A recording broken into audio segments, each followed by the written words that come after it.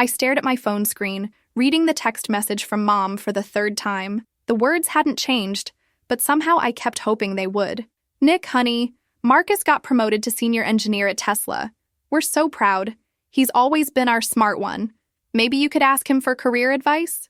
I set the phone down on my desk and looked out the window of my downtown Seattle apartment. The rain was coming down hard, matching my mood perfectly. 25 years old, and she was still doing it. Still holding Marcus up as the golden standard while treating me like I needed guidance from my older brother. The irony wasn't lost on me. While Mom was texting about Marcus's promotion, I was sitting in front of 3 monitors showing my cryptocurrency portfolio, which had just crossed the 8-figure mark. But they didn't know about that. Nobody did. Growing up, it was always, Marcus this, Marcus that.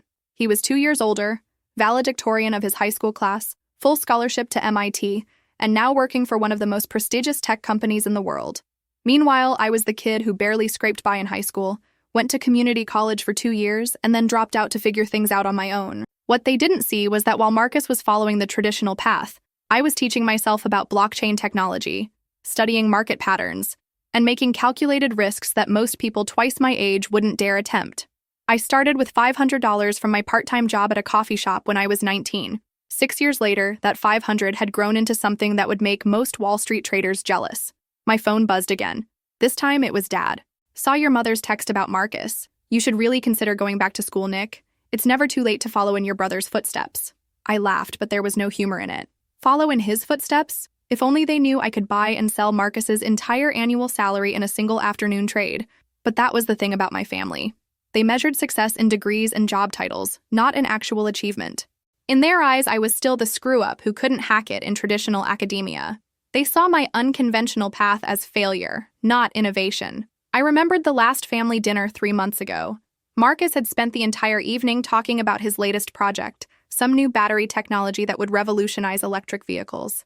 Mom and Dad hung on his every word like he was delivering a Nobel Prize acceptance speech. When they asked what I was up to, I mentioned I was doing some consulting work in the tech sector. Mom just nodded politely and changed the subject back to Marcus. The consulting work wasn't technically a lie. I did advise a few startups on blockchain integration, and my success in crypto had led to some lucrative opportunities in venture capital. But I kept it vague because explaining cryptocurrency to my parents was like trying to describe color to someone who'd been blind their whole life. My laptop chimed with a notification from my trading platform. Another successful transaction had just closed, netting me more money than Marcus probably made in 3 months. I should have felt satisfied, but instead, I felt hollow. What was the point of all this success if the people who mattered most to me couldn't even see it? I walked to my kitchen and poured myself a glass of wine, my mind wandering back to childhood memories. I was 8 years old, proudly showing my parents a story I'd written for school. The teacher had praised it, said I had real creativity and talent. But Dad barely glanced at it before turning to help Marcus with his algebra homework. "That's nice, honey," Mom had said, but her attention was already elsewhere. That became the pattern. Marcus's A's were celebrated with dinner out and phone calls to relatives. My B's were met with suggestions for improvement and comparisons to how Marcus had handled the same subjects. Even my small victories were overshadowed by his larger ones. But I learned to be self-reliant. While Marcus had tutors and study groups, I figured things out on my own. While he followed structured paths, I forged my own way. It made me resourceful, independent, and willing to take risks that others wouldn't. Those traits had served me well in the volatile world of cryptocurrency and startup investments. My phone rang, interrupting my thoughts. It was my best friend, Sarah. "Hey, what's wrong?" she asked immediately. Sarah had this uncanny ability to read my mood through my voice. "Same old family drama," I said, settling into my couch. Marcus got another promotion, and now I'm getting the usual lectures about following his example. Ugh, not this again. When are you going to tell them about your success? That was the million-dollar question, literally. I'd been asking myself the same thing for months. Part of me wanted to walk into the next family gathering and casually mention my net worth, just to see the looks on their faces. But another part of me was terrified that even then, they'd find a way to diminish it, or compare it unfavorably to Marcus's achievements. "I don't know," I admitted. "Sometimes I think it would feel good to prove them wrong. Other times, I wonder if it would even matter." "Of course it would matter, Nick. You've accomplished something incredible. You deserve recognition for that." After hanging up with Sarah, I found myself browsing through old family photos on my laptop. There was Marcus at his high school graduation, surrounded by proud parents. There he was at his MIT graduation. Same scene. Every major milestone documented and celebrated. Then I found pictures of myself, fewer of them, and in most, I was in the background while Marcus took center stage. Even at my own community college graduation, the focus seemed to be on how proud Marcus looked as the supportive big brother. I closed the laptop and made a decision. Tomorrow I was going to call my parents and arrange a visit home to Portland. It had been too long since I'd seen them in person, and maybe it was time to start changing the narrative. I wasn't sure how or when, but I was tired of being invisible in my own family. As I prepared for bed, I checked my portfolio one more time. The numbers were beautiful, but they felt meaningless, without anyone to share them with. Tomorrow would be the beginning of something different. I could feel it. The drive from Seattle to Portland had always been therapeutic for me, but today the familiar stretch of I-5 felt different. Every mile brought me closer to a conversation I'd been avoiding for years. My Tesla Model S purred quietly down the highway, a car my parents had no idea I could afford. As far as they knew, I was still driving the beat-up Honda Civic I'd had in college. I'd called Mom the day before to arrange the visit. Her surprise was evident in her voice. "Oh, Nick, of course, honey. It'll be wonderful to see you. Marcus is actually coming for dinner Sunday too, so you'll both be here together." Of course he was. The golden child probably had a standing invitation. The Portland suburbs looked exactly the same as they had 5 years ago when I'd first moved to Seattle. Tree-lined streets, well-maintained lawns, and the kind of neighborhood stability that my parents had worked their entire lives to achieve. Dad had been an accountant for 30 years, Mom a high school English teacher. They'd saved every penny to buy this house in Beaverton, raising Marcus and me in what they considered the ideal middle-class American dream. I pulled into their driveway at exactly 4 p.m., just as I'd promised. The house looked smaller than I remembered, but that happened every time I came back. The white picket fence needed a fresh coat of paint, and I noticed some of the roof shingles were looking worn. Dad had always been meticulous about maintenance, so seeing these small signs of neglect struck me as odd. Mom opened the front door before I could even knock, wrapping me in one of her famous hugs that smelled like vanilla and home. "Nick, you look wonderful, honey. Have you lost weight?" "Hi, Mom. You look great too." And she did, though I noticed new lines around her eyes and a tiredness that hadn't been there before. Dad emerged from his study, reading glasses perched on his nose, looking every bit the accountant in his cardigan and slacks. "There's our wandering daughter. Good to see you, kiddo." The house felt frozen in time. Same furniture, same family photos lining the hallway, same smell of Mom's lavender air freshener. But something felt off, though I couldn't quite put my finger on what. "So, how's the consulting work going?" Mom asked as we settled in the living room with coffee. "It's going well," I said carefully. "Actually, really well. I've been able to diversify into some different areas, make some good investments." "That's nice, dear. You know, Marcus was just telling us about his new project. They're developing batteries that could power an entire city block. Isn't that amazing?" There it was. Less than 10 minutes and we were already talking about Marcus. "That does sound impressive," I said, trying to keep the edge out of my voice. Dad leaned forward in his chair. "You know, Nick, Marcus mentioned that Tesla is always looking for good people. Maybe he could put in a word for you. Having a stable corporate job with benefits might be good for you at your age." I nearly choked on my coffee. The irony was too much. Here was my father, suggesting I needed help getting a job at a company whose stock I could probably influence with a single large purchase. "I appreciate the thought, Dad, but I'm actually doing pretty well on my own." "Oh, I'm sure you are, honey," Mom said in that tone that clearly indicated she wasn't sure at all. "But there's something to be said for security, especially as you get older. You'll want to think about retirement, maybe buying a house someday." If only they knew I'd already looked at 3 different properties in Seattle, each worth more than their house, and decided I wasn't ready to settle down yet. The front door opened with a familiar sound, and Marcus's voice filled the hallway. "Hello, family. Hope you saved some of Mom's famous pot roast for me." He bounded into the living room like a golden retriever, all enthusiasm and easy charm. At 27, Marcus still had that effortless confidence that had made him popular in high school and successful in his career. Tall, dark-haired like our father, with the kind of smile that made people trust him immediately. "Marcus!" Mom practically glowed as she hugged him. "Perfect timing. We were just catching up with Nick." "Hey, little sister." He ruffled my hair like I was still 10 years old, a gesture that had annoyed me since childhood. "How's life in the big city?" "Good. Really good, actually." "That's great to hear. You know, if you ever want to make a move down to California, I know some people. The tech scene there is incredible right now." I bit my tongue. The tech scene in Seattle was just fine, thank you very much. In fact, I was probably more connected to it than he realized. Over dinner, the conversation flowed in predictable patterns. Marcus talked about his work, his new apartment in Palo Alto, his girlfriend who was finishing her PhD at Stanford. Mom and Dad listened with rapt attention, asking thoughtful questions and offering parental advice when appropriate.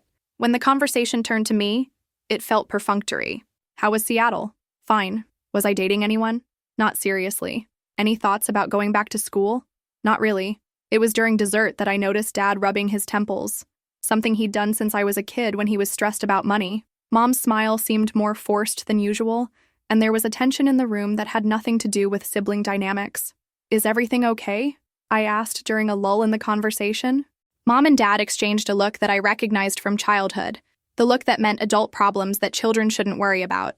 Everything's fine, honey, Mom said quickly. Just the usual stuff. You know how it is.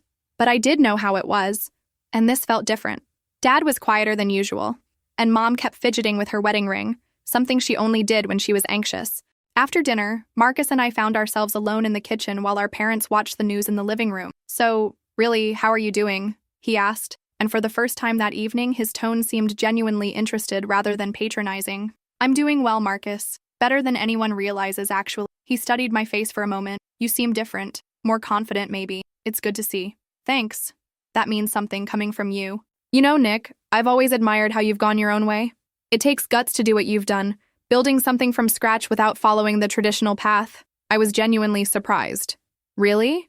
Really. I know Mom and Dad don't always see it, but what you've accomplished is impressive. Most people need the safety net of a conventional career. You've proven you don't. For a moment, I felt a warmth toward my brother that I hadn't experienced in years. Maybe he understood more than I'd given him credit for. Marcus, I said carefully, is everything really okay with Mom and Dad? They seem stressed about something. His expression darkened slightly. They didn't want to worry anyone, but they've been having some financial difficulties. Dad's accounting firm has been struggling, and with the economy the way it is, let's just say things have been tight. My heart sank. How tight? Tight enough that they're considering taking out a second mortgage on the house. Dad's too proud to ask for help, and Mom's trying to pick up extra tutoring work to make ends meet. I felt like I'd been punched in the stomach. While I'd been accumulating wealth at an unprecedented rate, my parents were struggling to keep the home they'd worked their entire lives to maintain. They haven't said anything to me, I said quietly. They wouldn't. You know how they are. They don't want their kids to worry about their problems. As I drove back to my hotel that night, my mind was racing. The family dynamic suddenly seemed so much less important than the real issue at hand. My parents needed help, and I was in a position to provide it. The question was how to do it without revealing the full extent of my success, and whether I was ready for the questions that would inevitably follow. I spent the entire night staring at the hotel ceiling, my mind churning with everything Marcus had told me. By 6 a.m., I gave up on sleep and drove to a 24-hour diner near my parents' neighborhood. I needed to think, and I always thought better with coffee and white noise around me. The waitress, a woman about my mother's age with kind eyes and tired feet, refilled my cup for the third time. You okay, honey? You look like you've got the weight of the world on your shoulders. Just family stuff, I said, managing a weak smile. Ah, family. Can't live with them, can't live without them, right? If only it were that simple. I pulled out my phone and opened my banking app, staring at the numbers that had once filled me with pride. 8 figures sitting in various accounts and investments, growing every day while my parents considered mortgaging their future. The guilt was overwhelming. My phone buzzed with a text from Sarah. How's the family visit going? I typed back, complicated. Can I call you later? Always. Whatever it is, you'll figure it out. You always do. But this felt different. This wasn't about market timing or investment strategies. This was about family, pride, and 30 years of feeling like I needed to prove myself worthy of their respect. I decided to drive around my old neighborhood before heading back to Seattle. Muscle memory guided me past my elementary school, the park where Marcus taught me to ride a bike, the ice cream shop where we'd celebrated every minor achievement with strawberry cones. As I turned onto Maple Street, I noticed a for sale sign that made my stomach drop. It was in front of the Hendersons' house, the family that had lived next door to my parents for over 20 years. Mrs. Henderson used to bring us cookies at Christmas, and Mr. Arnott Henderson had helped Dad fix our fence after the big storm 5 years ago. I pulled over and called my mom. Nick, how nice to hear from you twice in 2 days. Are you back in Seattle already? Not yet. Mom, I just drove past the Hendersons' house. Are they moving? There was a pause. Oh, yes. They're downsizing. Empty nesters, you know. They found a nice little condo closer to their daughter. But something in her voice told me there was more to the story. Mom, is everything okay in the neighborhood? I mean, financially? Another pause, longer this time. Why would you ask that, honey? Marcus mentioned that Dad's firm has been struggling. I'm just worried about you guys. I heard her sigh, and when she spoke again, her voice was quieter. We're fine, Nick. It's just, well, things have been challenging lately. The Hendersons aren't the only ones who've had to make difficult decisions. My heart clenched. What kind of difficult decisions? Nothing for you to worry about, sweetheart. Your father and I have weathered tough times before. We'll get through this too. But I could hear the strain in her voice, the worry she was trying so hard to hide.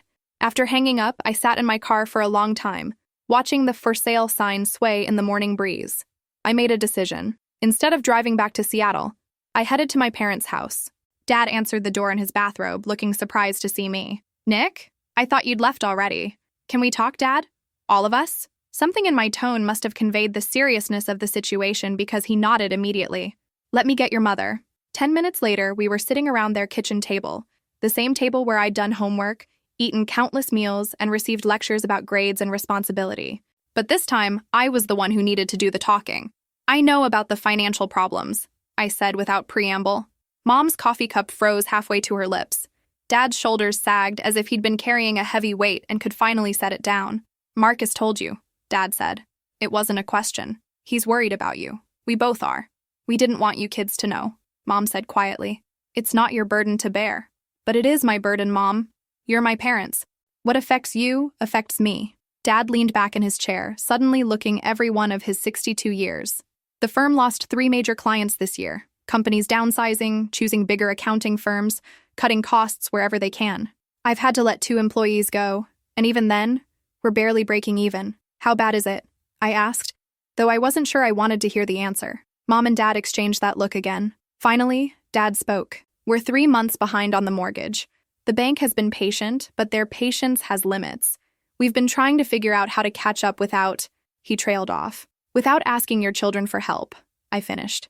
You and Marcus have your own lives to build, Mom said firmly. We won't burden you with our mistakes. They're not mistakes, Mom. You've both worked your entire lives.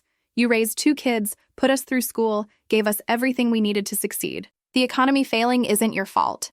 Tears were forming in Mom's eyes.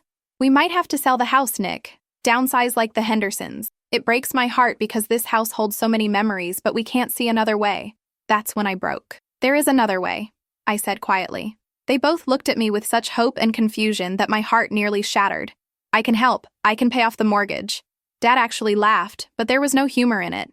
Nick, sweetheart, we appreciate the sentiment, but the mortgage balance is over $700,000. That's not something a young person starting out can just... I can pay it off tomorrow, I interrupted. Tonight, if you want. I can transfer the money right now. The silence that followed was deafening. Mom and Dad stared at me like I'd just declared I could fly. Nick, Mom said slowly, what are you talking about? This was it. The moment I'd been both dreading and anticipating for years. I pulled out my phone and opened my banking app, turning the screen toward them. I'm talking about this.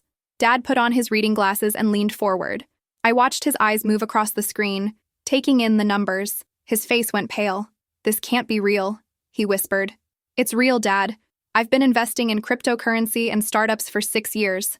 I started with $500 from my coffee shop job, and it's grown into this. Mom was shaking her head. But how? When? We thought you were struggling, that you needed our help. I know what you thought. I let you think it because I was afraid that even this wouldn't be enough to earn your respect, that you'd find some way to make Marcus's achievements seem more important. The words hung in the air like a confession, and in a way, that's exactly what they were. Dad slowly removed his glasses, his hands trembling slightly. All this time, we've been worrying about you, thinking you needed guidance, and you've been more successful than either of us ever imagined, I finished. Mom reached across the table and took my hand. Oh, Nick, we've been such fools. And for the first time in years, I felt like they were really seeing me. The next few hours passed in a blur of disbelief, tears, and difficult conversations. Dad had retreated to his study to process things, while Mom sat with me at the kitchen table, holding my hand like I might disappear if she let go. I don't understand how we missed this, she kept saying. How did we not see what you were accomplishing? Because you weren't looking for it, I said gently. You were looking for the traditional markers of success. Degrees, corporate jobs, the path that Marcus took. What I was doing didn't fit into those categories. She squeezed my hand tighter. We failed you, didn't we? As parents, we failed to see our own daughter's incredible achievements. You didn't fail me, Mom. You raised me to be independent, to think for myself, to take risks. Everything I accomplished was built on the foundation you and Dad gave me. I just wish I'd felt comfortable sharing it with you sooner. Dad emerged from his study an hour later, looking like he'd aged a decade. He sat down heavily in his chair and looked at me with eyes full of regret. I've been thinking about all the times I suggested you follow Marcus's example, he said quietly. All the times I implied you needed to get your life together. And you were already more successful than I've ever been. Dad? No, let me finish. I'm an accountant, Nick. I understand numbers, I understand money and what you've accomplished. It's extraordinary. Not just the amount, but the intelligence and courage it took to build it from nothing. I felt tears starting to form. I wanted to tell you, so many times, but I was afraid you'd find some way to diminish it, or that you'd worry about how I earned it. Is it legal? Dad asked bluntly, his accountant brain kicking in. I actually laughed. Yes, Dad. It's all legal. Cryptocurrency investments, startup funding, some tech consulting. I pay my taxes. I keep meticulous records. I learned from the best, remember? He managed a small smile. Your old man did teach you a thing or two about financial responsibility. More than a thing or two. Mom stood up suddenly. We need to call Marcus. My stomach dropped. Mom, I don't think... He needs to know. He's your brother, and he's been just as worried about you as we have. This affects him too. She was already reaching for her phone, but I caught her hand. Can we wait? I need some time to figure out how to explain this to him. The truth was, I was terrified of Marcus's reaction. My parents' shock and remorse had been one thing, but Marcus was different. He was the golden child, the one who'd always been held up as the standard. How would he handle learning that his supposedly struggling little sister had surpassed him financially by such a massive margin? Of course, honey, but don't wait too long. Secrets have a way of creating distance between people, and you and Marcus are closer than you think. That evening, my parents and I sat down to work out the practical details. I had my laptop open, showing them exactly how the mortgage payoff would work. I can wire the full amount to your bank tomorrow morning, I explained. The bank will receive it within 24 hours, and your mortgage will be completely paid off. Dad was taking notes like he was preparing someone's tax return. And you're certain this won't cause any financial hardship for you? I looked at the number on my screen, the amount that would remain after paying off their mortgage. It was still more money than most people would see in several lifetimes. I'm certain, Dad. This is what I want to do with my money. What's the point of having it if I can't help the people I love when they need it? Mom was crying again, but these were different tears. We're so proud of you, Nick. Not because of the money, but because of the person you've become. You could have held this over our heads, could have used it to hurt us for all the times we didn't see your worth. Instead, you're using it to help us. You're my parents. You gave me everything I needed to become who I am. This is just me returning the favor. But even as I said it, I knew it was more complicated than that. Part of me was doing this out of love, but another part was doing it to finally, definitively prove my worth to them, to show them that I wasn't the failure they thought I was. The next morning, I woke up in my childhood bedroom. Mom had insisted I stay over, and immediately checked my phone. The markets had been kind overnight, and my portfolio had actually grown by enough to cover the mortgage payment twice over. I found Dad in the kitchen, already dressed and having his coffee. He looked up when I entered, and his expression was different. There was a respect there that I'd never seen before. I've been thinking all night, he said. About what you're doing for us, yes, but also about what this means for your future. Have you thought about what comes next? What do you mean? I mean, you're 25 years old with more financial freedom than most people ever achieve. What are your goals now? What do you want to do with your life? It was such a typical dad question, but for the first time he was asking it with genuine curiosity, rather than concern about my direction. I want to keep growing, I said, pouring myself coffee. I'm thinking about starting my own venture capital fund, focusing on early-stage tech companies. There are so many brilliant entrepreneurs out there who just need someone to believe in them and give them a chance. Like someone believed in you? Exactly. And I want to mentor other young women who are interested in tech and finance. Show them that there are different paths to success. Dad nodded approvingly. That sounds like a worthy use of your talents. At 10 a.m., I initiated the wire transfer. $737,000, enough to pay off the mortgage and cover the associated fees. I watched the numbers change on my screen, feeling a mix of satisfaction and nervousness. My phone rang immediately. It was the bank. Ms. Richardson? This is Janet from First National. We've received a rather large wire transfer to your parents' account, and we wanted to verify that this is legitimate. It's legitimate, I confirmed. I'm paying off their mortgage in full. I see. Well, this is certainly unusual, but everything appears to be in order. Your parents' mortgage will be satisfied as of close of business today. After I hung up, I found my parents sitting together on their couch, holding hands like teenagers. They looked up when I entered the living room. "It's done," I said simply. Mom burst into tears again, and Dad just stared at me with wonder. 30 years, he said quietly. 30 years of mortgage payments, and you've just freed us. You freed yourselves, I said. You worked for 30 years. You raised 2 kids. You built a life. I just helped you keep it. But even as we celebrated, I knew the hardest conversation was still ahead of me. I needed to call Marcus, and I had no idea how he was going to react to learning that everything our parents thought they knew about their children had just been turned upside down. That afternoon, as I prepared to drive back to Seattle, Mom pulled me aside. "I need you to know something," she said. "Your father and I have spent all these years comparing you to Marcus, holding him up as the example you should follow. But what we've learned today is that you've been the example all along. You've shown more courage, more independence, and more generosity than we ever taught you. We're not just proud of you, Nick. We're in awe of you." As I drove away from my childhood home, now mortgage-free thanks to my efforts, I felt a complex mix of emotions: relief, satisfaction, and yes, vindication, but also a nagging worry about how this revelation would affect my relationship with Marcus, and whether our family dynamics would ever truly return to normal. 3 days passed before I worked up the courage to call Marcus. 3 days of my parents calling me every few hours to thank me again. 3 days of trying to figure out exactly how to explain to my brother that everything he thought he knew about our family hierarchy had just been completely upended. When I finally dialed his number, my hands were shaking. "Hey, little sister," he answered cheerfully. "How's Seattle treating you?" "Good. Marcus, we need to talk." The tone of my voice must have conveyed the seriousness because his casual demeanor immediately shifted. "What's wrong? Is everything okay with Mom and Dad?" "Everything's fine. Better than fine, actually. But there's something I need to tell you, and it's going to sound completely insane. You're kind of freaking me out here, Nick." I took a deep breath. "I paid off Mom and Dad's mortgage." Silence. Then a confused laugh. "What do you mean you paid it off?" "I mean, I wired $737,000 to their bank account, and their house is now completely debt-free." The silence stretched so long I thought the call had dropped. "Marcus, are you there?" "I'm here, How is that possible? Where would you get that kind of money?" "From my investments." "Marcus, I need you to sit down for this conversation." Over the next 30 minutes, I walked him through everything. My early entry into cryptocurrency, the calculated risks, the startup investments, the consulting work that had grown into something much bigger. I could hear his breathing change as the scope of what I was describing became clear. "Wait," he said finally.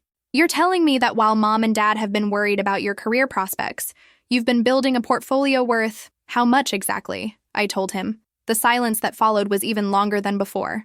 "Jesus Christ, Nick, do you realize what this means?" "I realize it changes things." "Changes things? You've been sitting on more money than I'll probably make in my entire career, and you let everyone think you were struggling. Why?" There was hurt in his voice and something else I couldn't quite identify. "Because I was afraid," I said honestly. "Afraid that even this wouldn't be enough to earn the kind of respect you've always had. Afraid that somehow you'd still be seen as the successful one." "The successful one?" Marcus's voice cracked slightly. "Nick, do you have any idea how much pressure I've been under my entire life to live up to everyone's expectations? Do you know what it's like to be constantly held up as the example, to have every achievement scrutinized because everyone expects you to be perfect?" I'd never thought about it from that perspective. "Marcus, you think I don't know that you're smarter than me? More creative? More willing to take risks? I've always known that. I just followed the safe path because it was expected of me. You had the courage to forge your own way, and look what it got you. You're not angry?" He laughed, and this time there was genuine humor in it. "Angry? Nick, I'm incredibly proud of you. And honestly, I'm relieved." "Relieved? Do you know how exhausting it is to be the successful one all the time? To have every family gathering revolve around your achievements while secretly knowing that your little sister is probably more capable than you'll ever be? I've been waiting years for you to show everyone what I already knew, that you're extraordinary." Tears were streaming down my face. "Really? Really? And what you did for Mom and Dad? That's not just financial success, Nick. That's character. That's love. I couldn't have done what you did even if I had the money." "What do you mean?" "I would have overthought it, worried about the implications, the family dynamics, what it would mean for everyone's pride. You just saw a problem and solved it, regardless of the personal cost. That takes a special kind of strength." We talked for another hour, and with each minute I felt a weight lifting from my shoulders that I hadn't even realized I'd been carrying. Marcus told me about his own struggles with living up to expectations, about feeling like he was trapped in a role he'd never really chosen. I told him about the loneliness of success without recognition, about the fear that I'd never be enough. "So what happens now?" he asked eventually. "I don't know. I guess we figure out how to be a family where both kids are successful in their own ways." I think I'd like that. 2 weeks later, I was back in Portland for what Mom had declared a proper celebration dinner. This time, the atmosphere was completely different.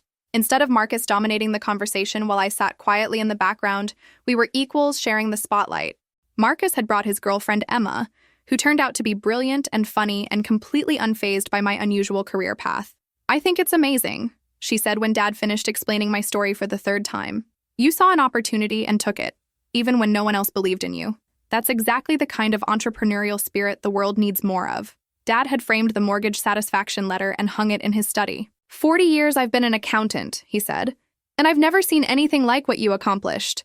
You've redefined what success looks like in this family." But it was Mom's reaction that meant the most to me. At one point during dinner, she caught my eye and mouthed, "I'm sorry." I mouthed back, "I love you too." After dinner, Marcus and I found ourselves alone on the back patio where we'd spent countless childhood evenings. "You know what's funny?" he said, looking up at the stars. "All these years, I thought I was the one carrying the family's hopes for success. Turns out, you were carrying our future." We both were, just in different ways. "True. But Nick, I need to ask you something, and I want you to be honest." "Okay. Are you happy? I mean, really happy? Because success without happiness is just expensive misery." I considered the question seriously. "I'm getting there. For a long time, I had the success but not the recognition. Now I have both, but I'm learning that what really matters is the relationships. The money is great, but being able to help people I love, being seen for who I really am, that's what makes it worthwhile." "Good answer. What about you? Are you happy?" Marcus was quiet for a long moment. "I'm learning to be. I spent so many years being who everyone else wanted me to be that I forgot to figure out who I actually am. But watching you live authentically, even when it was difficult, has been inspiring. I think it's time I stopped playing it safe and started taking some risks of my own." "What kind of risks?" "Well, Emma and I have been talking about starting our own company. Sustainable technology consulting. It would mean leaving Tesla, giving up the security and the prestige, but it would be ours."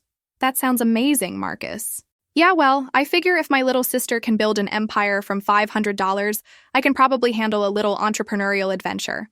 As I drove back to Seattle that night, I reflected on how much had changed in just a few weeks. My parents now saw me as the successful daughter I'd always been. Marcus and I had found a new respect and understanding for each other. The family dynamics that had defined us for decades had been completely transformed. But more than that, I'd learned something important about myself. The validation I'd been seeking from my family had been nice, but it wasn't what truly mattered.